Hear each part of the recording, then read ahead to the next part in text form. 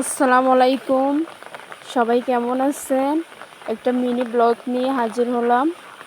আমাদের এইদিকে যাবত আজকে 2 দিন বৃষ্টি হচ্ছে, অনেক বৃষ্টি হচ্ছে। দেখেন গাছের কি অবস্থা, কি অবস্থা!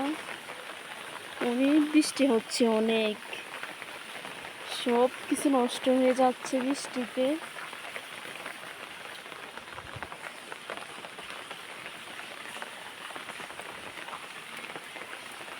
সবাই আমার চ্যানেলটাকে সাবস্ক্রাইব করে দিবেন, নতুন নতুন ভিডিও পাবেন।